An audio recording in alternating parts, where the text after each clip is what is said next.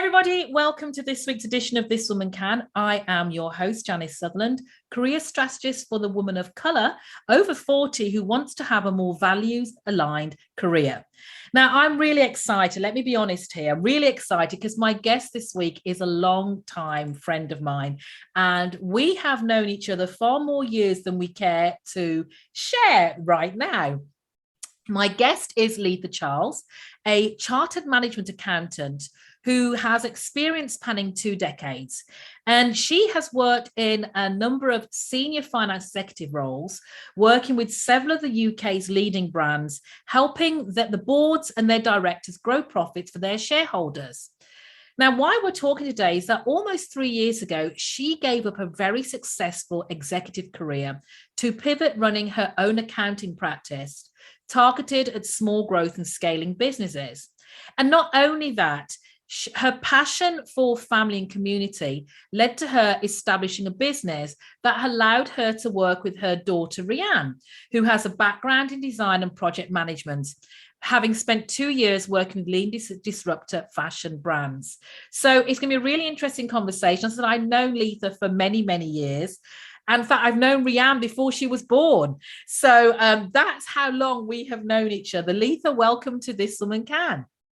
Hi, Janice, and thank you so much for having me. It was a pleasure and a lovely surprise when you approached me to join your platform today. So thank you. You're welcome. You're welcome. So Letha, tell us a little bit about your journey and how you got to where you are today. I gave a very potted brief thing, but tell us a little bit more about your journey, because I have a question I want to ask you after that. Right, okay. Yeah, so as you said, I'm a chartered management accountant, and I qualified whilst pregnant with Rianne. And Rianne is currently 27.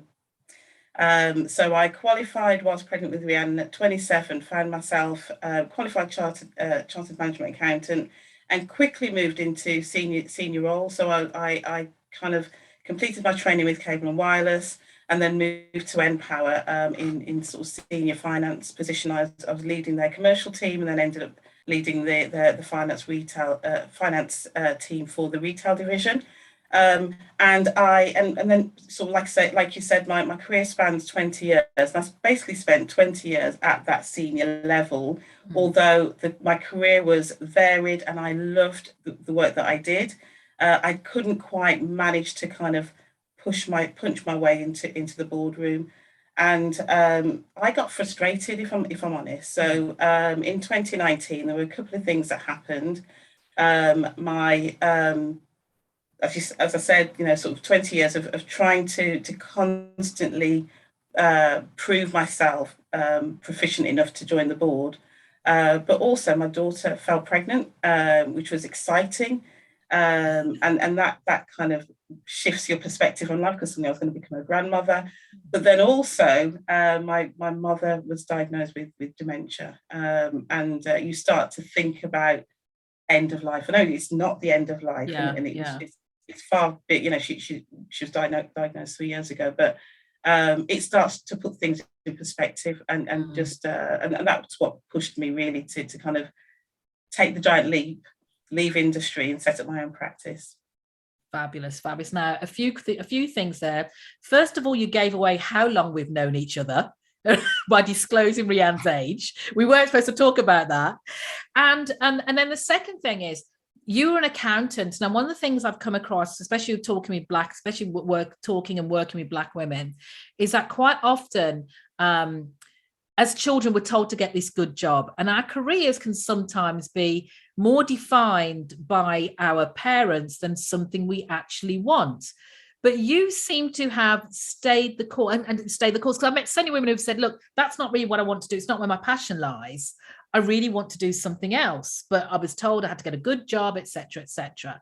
So was accounting, was it your first love? What drove you to accounting?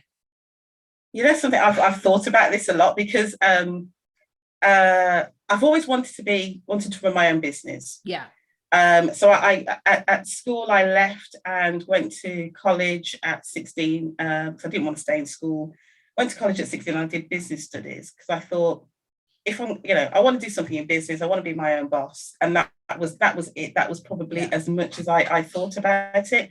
I quite liked business law. I quite liked commerce and, economics and understanding how money worked. And I quite liked marketing. So everybody likes marketing. It's nice and sparkly. So it was kind of like, I don't know, any of those. So I kept my options quite broad. And I left college and went to Polytechnic at the time. It was Stoke-on-Trent. And I did business and finance, continuing the theme, again, not necessarily specifically looking at accounting, but it was, it was going to be something broadly in business. And it was, I think it was sort of, at that time, I realised I quite like accountancy. I quite like numbers. I quite like the idea of working with, and I just understood that every business needs an accountant. Every business needs to understand what's happening with their money, where they're getting their money from, how they're spending it, and how they secure lines of credit. And I just thought, something that's if you're going to be a boss, if you can't be a boss, at least be in finance, because you're going to be with the decision makers. And that was really the impetus. And there's been certain deviations. So I left Polytechnic thinking that was it. I was going to be a boss. And then I got a rude awakening because nobody was hiring somebody who looked like me, without experience. And I've used air quotes for that because obviously we all know some of our counterparts that were getting enrolled without experience, but their networks were much better than mine were. So I've had to navigate, through certain roles, but ultimately when I got to Cable and Wireless, it was in a customer services role. Not accountancy at all. But I made sure I spoke to the HR person and gave them my CV and said, look, I'm doing accountancy. You are going to need an accountant, or at least a finance team in the Midlands at some point, because I'm from the Midlands in Birmingham. And here's my CV. And that really was what opened the door for me, because they contacted me whilst on maternity leave. And said that they'd recruited a finance manager. He was looking at my CV and wanted to see me. So that's what opened the door for me. Excellent. So again, a few things there have cropped up for me. One of the challenges you talked about earlier on about not getting into the C-suite, and I know the challenges. I can appreciate the challenges. I know hands down, if I'd stayed in the UK, I would not got to a CEO level of the size of an organization I did by being in the UK.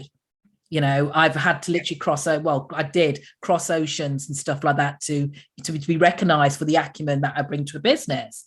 So what were the barriers you found for you getting into that, to get into that level?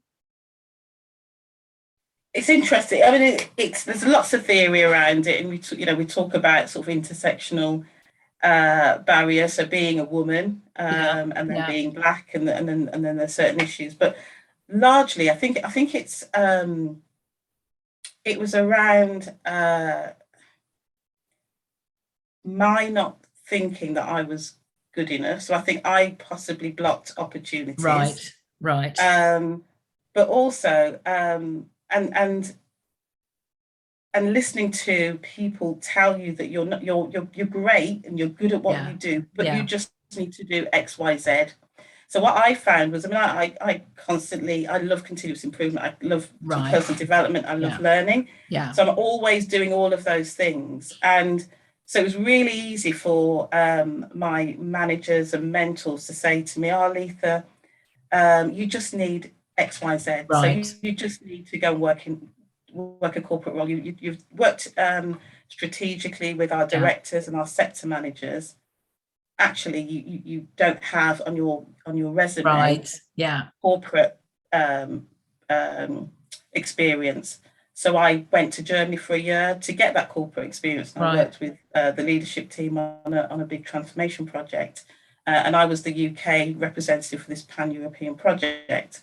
When I came back to the UK, there wasn't a role for me, so they created a continuous improvement role that reported into the director, but I still wasn't the director at the exec level. So it was, Letha, you just need some UK corporate some UK corporate experience, and that's when I started to get battered around. So it was, and that's when I think the frustration started to seep in me, because it was like, well, I've thoroughly loved my career up to this point. Now I'm feeling undervalued. Yeah. And that was probably around 2016, 17. Yeah. And it's interesting you say that, because I find a lot of already well credentialed women, they always feel to get the next step, they need to have that extra piece of paper, that need to have that extra credential, when actually what it is, part for you, what I can hear was your mindset as well, because not only was that, not only were you being told you get you need the credential, but you were always telling, I'm not ready yet. Then that just compounds my own thoughts that I'm not ready for that next step. Because if they're saying I need that, and I'm telling myself that, it just kind of gives it what's the word I'm looking for? It gives it credence. Credence. That's the word. It gives it credence. So, what made you think, well, blow it now? So you think, you said things had changed, and you said, obviously with Rianne, you can be grandmother, and your mom's illness, but it was still to me that's even still. A time that's very brave to say, well, I'm going to leave this stable salary, and I'm going to do my own thing. What was the catalyst for that? For that change of mindset? Yeah, I mean, it was that thing that time isn't finite. Because you get to a point where you think, oh, this is okay. I'm always going to be. I've got more time. But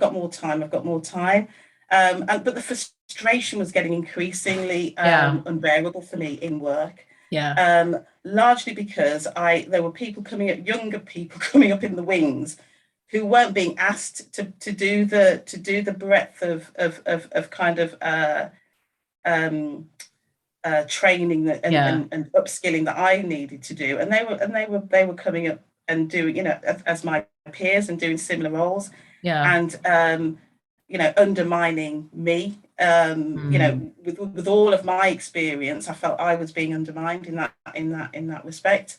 And so there was a number of things, and I've always wanted to set up my own business. But like you said, it's like, well, what are you going to do? You're an accountant. What are you going to do? And I always felt like I didn't have the skill set to set up my own business. And then it was just a bit of a eureka moment for me at that point, because there were so many things going on. And I actually stepped away from work for 3 months because I just thought, I can't. There was just so much going on, particularly with my mom. And with work, and I just thought I need just to take some time out, and work was so good. At that point, I was working with the water board, and they kind of said, take some time out, think about it, don't be hasty, because I was literally going, there's my resignation. I can't do this anymore. And they were like, no, take some time out. There's a lot of things happening at home. Take some time out, and I took that time out, and it was in that 3 months that I kind of started to read my Bible. Right. And I remember there was a verse that I read, and it was the verse that talks about Jesus going into the temple, and then he goes to the paralyzed man and he says, pick up your mat and walk. And I just thought, something, I keep thinking, let me wait until the time is right. Let me wait until these ducks are in a row. And I'll do it in parallel with my work, and then when things start to pick up, then I can stop working. And I just thought, if I do that, I'm never going to do it. So it was almost a kind of, if I'm going to do it, I'm going to do it now, and I'm going to step out in faith and just do it, because actually I know what I'm good at. I know what my skill set is. And I think, I don't know what, I wouldn't say that I had a nervous breakdown, or I had a breakdown, but I think I needed that 3 months out. And I needed to stop for 3 months. And just recharge my batteries. And just really think about who I am, and then sort of almost start to believe in my own abilities. And so now what we've done is we've created a practice where I still do the same sorts of things, but I work with small and scaling businesses in the community who never actually grow. So we've got a community economy. I think, with the pandemic, I think everything's starting to do a massive U-turn. I think the global companies are going to, the large, Yeah. large industries and the large companies are going to struggle. And it's this small ecosystem that you've got with these little community businesses that are going to start to come into their own. And so what we do is we lean into those businesses and we offer them, expert finance services, but also business advisory. So we offer sort of the whole package, because what happens is they tend to get stuck because you've got, a sole, the single boss or a sole trader or director who's busy trying to do finance and HR and run their passion business and don't understand the benefit of actually, if you outsource that, you'll get that back tenfold. And that's what we do, is we set out and actually we drive value by doing exactly what I did for those directors. Exactly. But for business. So and I absolutely love what we're doing, and I love, we've got a great relationship with our clients as well. Excellent. So there's a few things, again, always a few things there for what you said. So the frustrations you were feeling, how did that manifest itself for you? I think I mentioned nervous breakdown, because I was never diagnosed, but I really felt like I had to switch off. And I actually wrote my resignation letter and I handed it into HR. And as I did that, most people would be like in a massive panic, but I felt a massive relief. And I knew at that point that I wasn't ever going to go back and work for another organisation like that again, although I did go back within 6 months. Not to that firm, but in 6 months, I did go back and start contracting. Right. And you've done contracting before. Yeah. And your day rate contracting can be phenomenal. And but at the same time, you're still, particularly if you're contracting for large organisations, you're still somewhat constrained in kind of the way that you can work, and the fact that you've still got to report, and there's a hierarchy, and there's still a policy that you've got to follow and work within. So that can also be constraining. But I did that because I was like, okay, I've done it. Now I've got policy. You self-doubt, kick back in again. Yeah. But what I found fascinating was the fact that you said it, and that you were doing all this work, and you were hesitating, but everybody else was coming in after you and getting further ahead. So while you're sitting there ruminating, deciding shall I, shan't I, somebody else is saying, blow it, I'm going to do it if you're not. And kind of leaving you a little bit behind, a little even more frustrated, because heck, how have they managed to do it? And I'm still where I am. But I also love the bit you said about the community, or going back into the contracting, because it's still somebody else's culture. What you've managed to do with your own business is create the culture that works for you, that's passionate. You have Rianne, you have your daughter involved. It's a family affair, So I'd love to talk a bit more about that. How has Rianne? I still see Rianne as my little arch nemesis when she was growing up. So what part does Rianne play in your business? So when we first set out, firstly, I need to say that we're a digital accounting practice. So we literally work with digital accounting software, and we do a lot of which the pandemic forced most people to do anyway. But we had already set ourselves out as this sort of digital accounting practice, offering virtual financial services. So pretty much, it was just me and Rianne, worked on the sort of the branding, she's more IT savvy than I am, so she kind of helped me with set up the systems, and the temp. So we've got all the sort of client journey, the onboarding journey. She kind of took charge of that. But if I'm honest with you, she also did bookkeeping, because she had to roll up her sleeves and go, Mom. But something, she's not, as she's not an accountant. She's more of a creative. But she had to do the bookkeeping. Yeah. But today she's our business manager. So we kind of, like I say, she takes charge of the customer journey piece. But we also, a large part of what we want to do is, like I said to you previously, I really enjoy learning and continuous improvement. Yeah. And one of the things that we're passionate about is giving other people, other young people, the opportunity to train in accountancy. So we're currently recruiting a couple of apprenticeships, but our vision is bigger than that. We want to create a whole kind of accountancy practice, and that's her baby to kind of develop as well. So, but we've got she's made me a grandmother a second time. I don't know if Yes.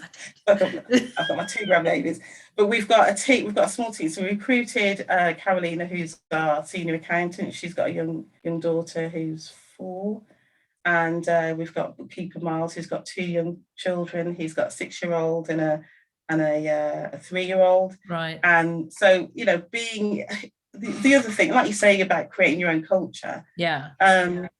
Previously, you'd have to, kids would have to be quiet on the call, and you'd have to go in the office, and you'd have to try and find sitters. I mean, that's all incorporated in the way we work. And as long as I never wanted to be. I always regretted not being able to spend more time with Rianne. Yeah. Because I was, it was you either worked, you were working mother, or you were mom. Yeah. And I never wanted that for her. And I think the fact that we can create a culture where we can have parents with young families, and they can still work as long as the work gets done. Yeah. And quite often our clients, I mean, we very rarely go online with clients when the kids are in the background, but as a team we can work. It doesn't really hinder how we progress. But yeah. And how does it feel being Rianne's boss as well as a mom?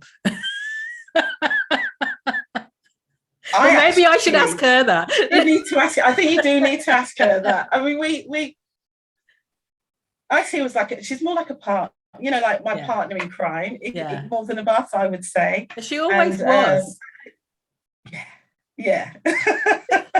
She's more like my partner in crime. And I would say that it gives me a buzz that she's there, because she actually kicks me up the bazooka sometimes, and she goes, "No, Mom, do this." Yeah. And actually she will push me to be more of who I need to be in this in this space. Yeah. Because I'm not naturally somebody who would push myself forward, but in this space I'm very confident in what I do and what I can bring. But the whole social media stuff and all that stuff, it's not me. But she, so she'll she's kind of helping me to kind of push through on that sort of stuff. But no, I love having her. Excellent. But we do get that. It was like, "Do you still call me Mom when we were on work calls?" And it was like, "Yeah." Don't call me Letha. She slipped up and called me Letha. I don't know who we were talking. I think we were talking to one of our third-party suppliers. And we were on the call, and Carolina was on the call with us, and we were doing this thing, and then she went, "Letha, da, da, da, da, da, da, da, da." And I was like, "I don't think I like that." It's Mom to you, so still got to work that out. But Carolina was chuckling. You can see my face. Excellent. So it works for us, and like you said, that's what I love about it, is that we can create our own culture. Excellent. So you're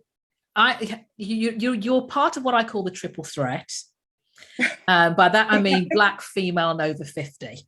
Yeah. Yes. To me, that is just an untapped resource that I am going to evangelize about as long as I can, about the power of them. So with that in mind, what do you think is unique about being part of the triple threat when it comes to pivoting mid-career? I think being able to be your authentic self. Yeah. I think when you're younger, I'm not sure about today. I mean, I can't talk to young people today, but certainly when I was setting out, it was always, there was a persona. Yes. There was always a persona, and you weren't allowed to. I didn't feel I was ever allowed to be my authentic self at work. Yeah. I think being more forgiving, because I was always probably always my own worst critic. Yeah. But being being over 50, it's like, oh well, Letha, that's who you are. Yeah. more accepting of yourself. More accepting, yeah. Yeah. And I'd say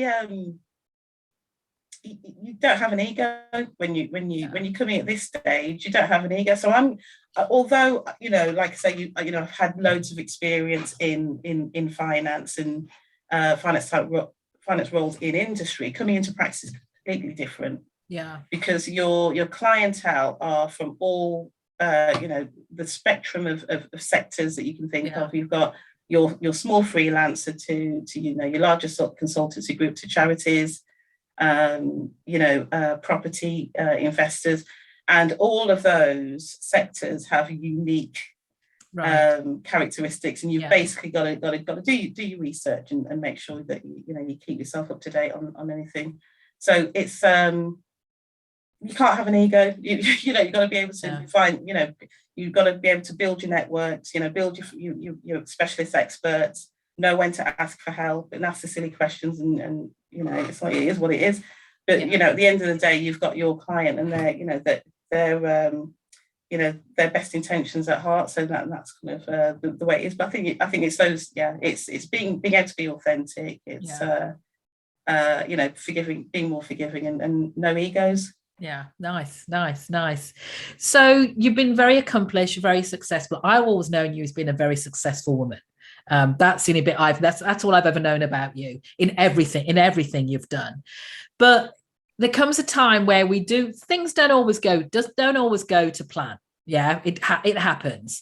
So my question to you is, how has failure made a positive difference in your life? That's a really good question. So one of the most difficult things in my life was finding myself pregnant with my daughter without her father, and then realizing I was going to have to bring this gorgeous baby up by myself. Yeah. Mid-career strife. So as I said to you, I'd kind of done all the right things, and I'd gone to college and gone to uni, and then found myself pregnant with somebody with somebody who decided that they weren't going to be around for her, and that was devastating for me. And if I'm honest, it was probably the biggest area that I just couldn't find it in me to forgive myself for, because I was like, well, how have I done this to this child, and how have I there's nothing I could, although you try and compensate. We used to go on some wonderful holidays together. Yeah, we did. And we made wonderful lives for our kids, didn't we? But all of that I didn't think could quite address that kind of massive hole that left for her. And I think I always felt badly about that, and negatively, I guess that in itself was a motivator for me. It was like, right, whatever happens, she's going to be okay. Whatever happens in life, she's going to be okay. And that was a massive motivator. But I really felt like I'd failed, and it was a conversation that I had with somebody probably about 5 years ago, and they were talking to me, and it was just a random person, never sort of first meeting, and they said, so you've been living with that guilt for like however many years? And I was like, yeah. And I couldn't, it dawned on me that I'd actually held this for decades, and hadn't dealt with it. No, and that manifested itself in work as well, because actually what it meant was that I was never my authentic self at work. I was this persona, and I didn't talk about my personal life at work. And when I had that conversation, and I realised actually it didn't really matter. In fact, I was in Germany, and I don't know if you've ever worked with any German people, but when they, like you go into these meetings and you always have to introduce yourself, and it's like, hi, I'm Dennis, and I've got 2 kids. They don't lead with their job. They lead with their family. Right. So they'll say, hi, I'm Dennis. I'm a father of 2, and my wife is Jane, and we've been together. And that's how they lead. And they were going around this table. It's probably about 10 people. I just thought, oh Lord, what am I going to do? And I just went, hi, I'm Letha. I'm a single parent. You know, so what my daughter, expecting to get this backlash and see this sort of disappointment in the faces of they're all white males. White males in the room, and see, I was just like, just said it, and then expecting to see this kind of like judgment from everybody, and they were completely the opposite. They said, oh my gosh, Letha, that's so impressive. We're so, you know, my wife has to take time off. And they were like, really like going, my wife's had to take a year off to do it, and you've done this all.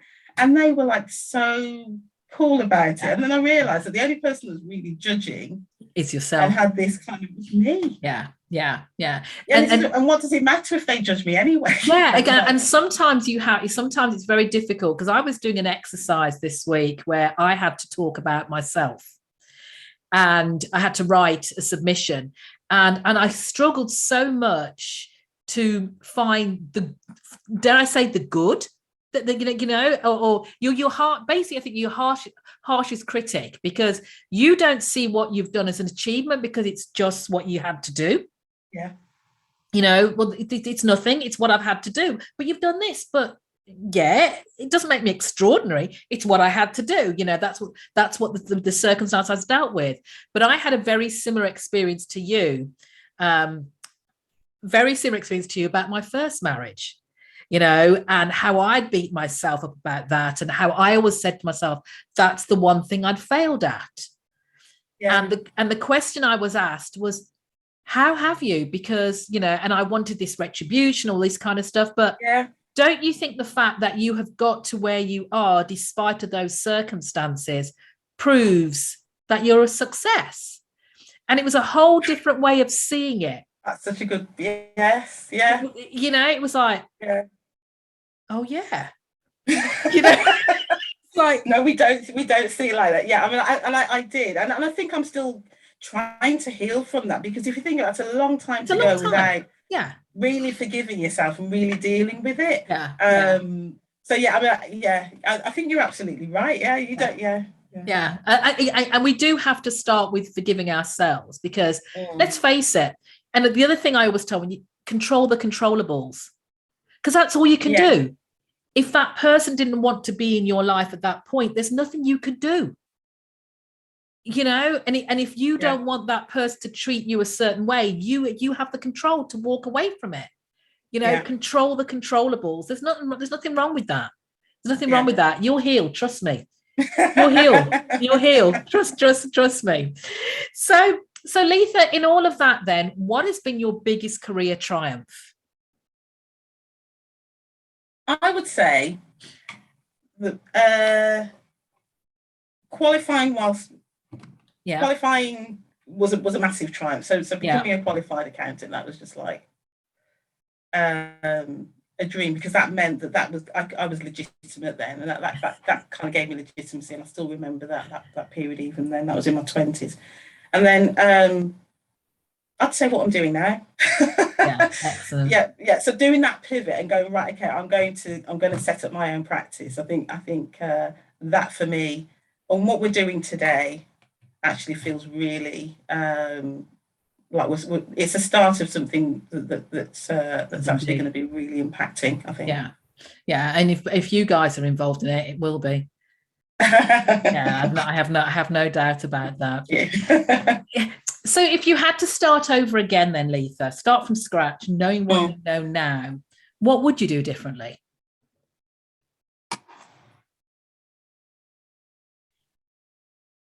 I don't think I don't think I'd have taken 20 odd years to get to where I am today. Now, what would I have done differently?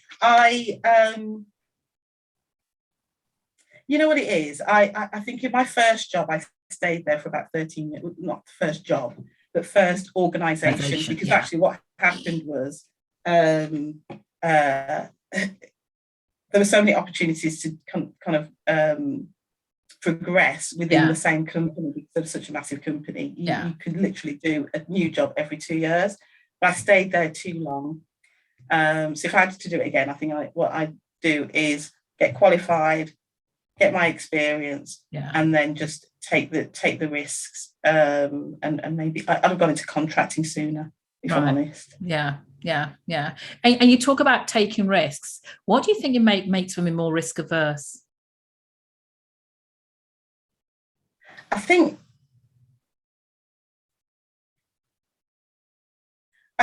because guilt. I want to say guilt because, particularly my profession, most people qualify in their mid to late 20s. Right. At that point, you're probably meeting your life partner. You're probably thinking about starting a family, and so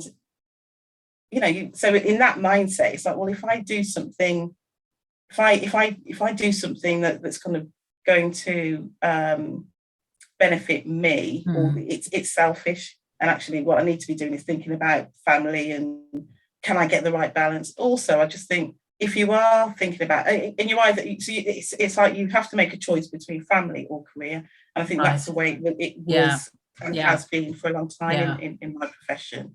And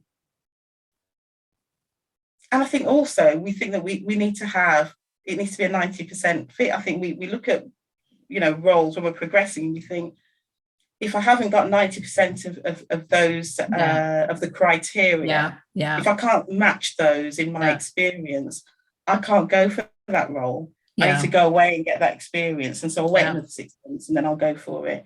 Whereas what I found is most guys will just go, more money.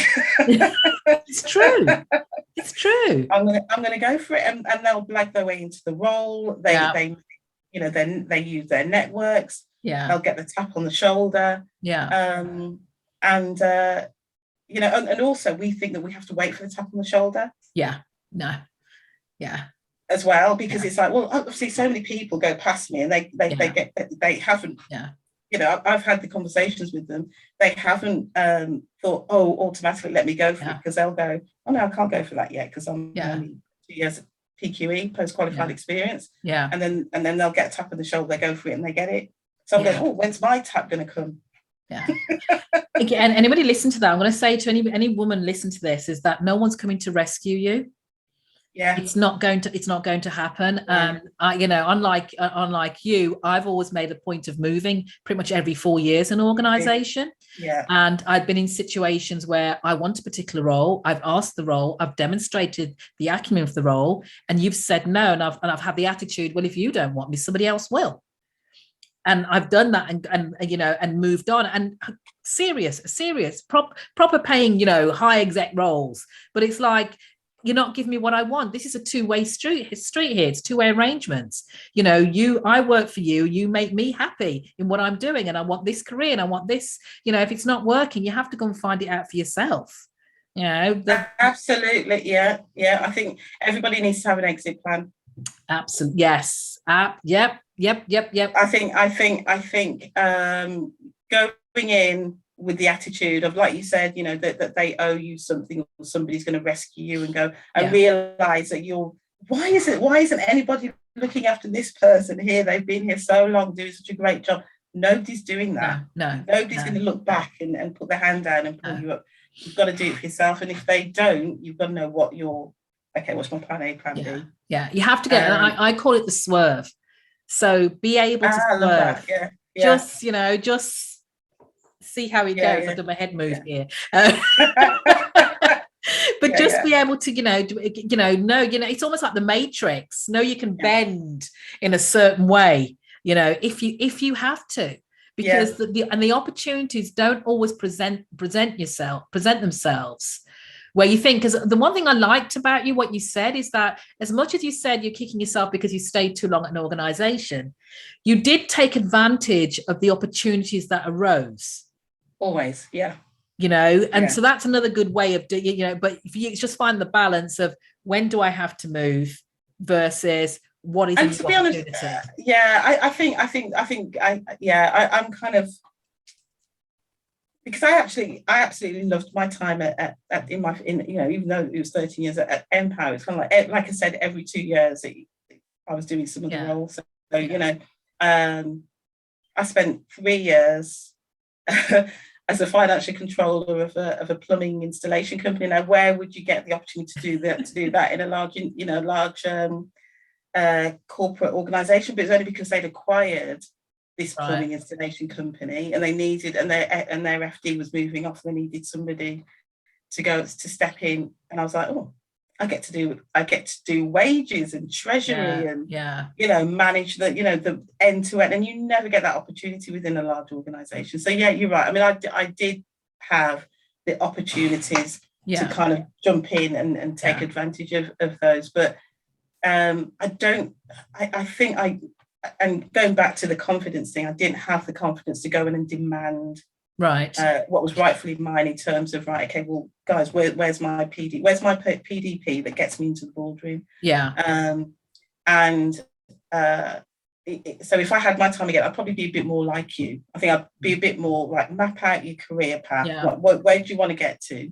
What path do you need to get to? Find a mentor, find other people who've done that. But then have your exit plan. And I wasn't as focused on that. And then by the time I got there, I just got frustrated by that. And let me just add to that. Not just a mentor, find a sponsor.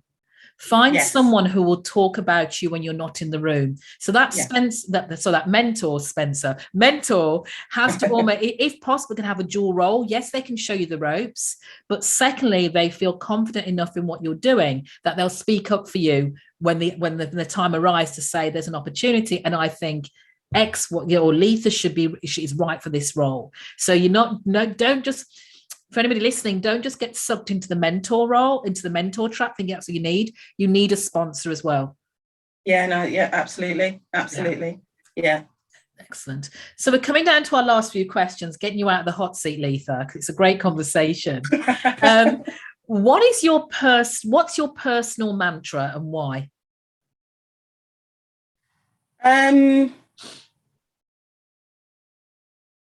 I always say an investment in knowledge pays the best interest.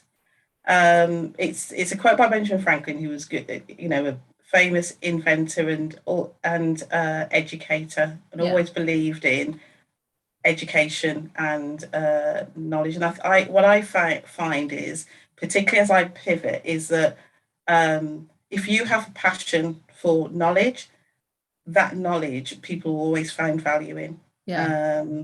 Because what you can do is you can help signpost and navigate people through, and whatever your skill set is. Mine happens to be finance and taxes and finance. So, but people always find value in that. I think if you can invest in yourself, you become your own commodity, and I think that that's kind of what we kind of try and push. So that's always been my mantra, and I love learning. Excellent. You keep saying that. Sorry. So if you could choose you mentioned mentors. So if you could choose your own mentor, who would it be and why? I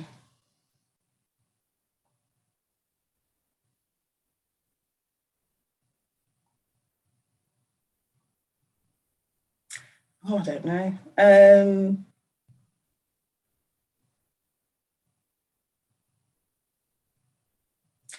There is somebody that I would choose, and it's actually somebody that I know, as opposed to a famous person. That's fine. There's a woman called Cheryl, right? And she's a property developer. She works with her daughter, and they've created this fantastic property company. But not only that, Cheryl's a coach and mentor, and she's an author, and she's similar to you. But Cheryl's also an accountant, so she kind of gets it. She worked in industry. She gets kind of what my journey. What I like about Cheryl is the work that she does with the community as well. Right. So she is also, on the board of trustees for Symphony Hall, and I think that being able to kind of pull, she does so much. I don't know how she has the energy to think, but being able to pull all of those things that basically pick and choose those things that you want to do in life that are basic, that are part of your core values, suddenly that you're although it feels like she's busy, she's obviously she's busy doing things that she's passionate about. Right. And I think that's the model that I want to do. There's so many things that I want to do that sort of are offshoots from the accounting practice. Right. But they're things that I'm passionate about, and I think because of that, I will have, they won't feel like work. Yeah. And I want to get to the stage where I can manage my diary, I can manage my day. Things things get done. The practice will work. It will, work itself in the background. But then I can invest more of my time in our passion projects. And there's loads of things that we want to do in the community. Too many to mention. I need to kind of rein myself in and just make sure that we kind of do it in bite-sized chunks. But she's a great example of that. Excellent. And so we went on a retreat with her back in October. We're working now as part of her 12-week plan. Right. So I would say, just in terms of people I admire and have seen it done in practice. And, somebody who can help help me to kind of model that for myself. Nice, because they say, was it that was like, do work you love and you never work a day in your life, or something? There's some saying like that, or something like that. So I'm misquoting rottenly, but she's like a swan, because you see her doing all this stuff, right? Or it doesn't seem to like say, but you're like, but you're in all of these. How are you doing it all? But they're obviously passion projects, and so it doesn't. Exactly. I guess you're the same, aren't you? Because you're pretty much similar in that all of these things that you're doing. Don't believe the hype, but no. Like you say, it's just following what I enjoy doing. I think that's that's what it is. Like you, long corporate career, no longer passionate. You have to find what you're passionate about. So, Letha, what 3 things then have you learned about yourself during your career? I love working with people. Okay. I am I'm a completer finisher, so I don't know. If I set my mind to do something, I just have to get it done. I don't like talking about. I like talking, obviously. I like bouncing ideas off people, but I don't like. You sometimes get people who are incessant planners. That's a great plan. I'll take that and I'll shape it. And I'd say I'm a shaper. I love sort of putting things in. Shaping things and visualize. I get a lot from visualizing things and then putting those into practice. So, and I just love working with people. That's 2. You've said that the first time. You said that. So what's the third one? I'm very good at strategy. Right. Strategizing. So I say strategizing, problem solving. So if somebody says, right, okay, they come to me with a problem, or can't quite work out how to make something work. Yeah. I can kind of shape that up. Much better than doing it for other people than I am for myself. It's always the way. I'd say. Yeah.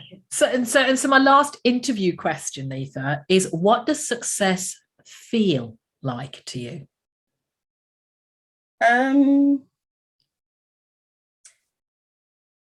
Pretty much where I am now, I would say. Okay.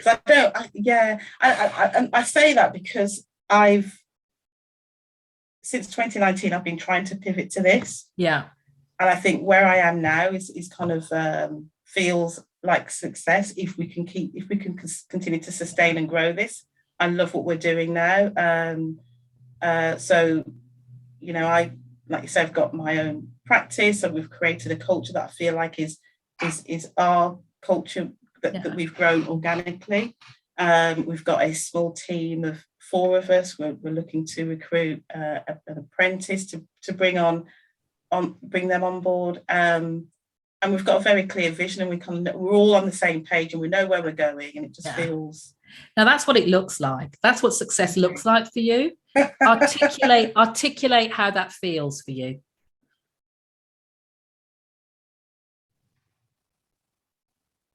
Really satisfying.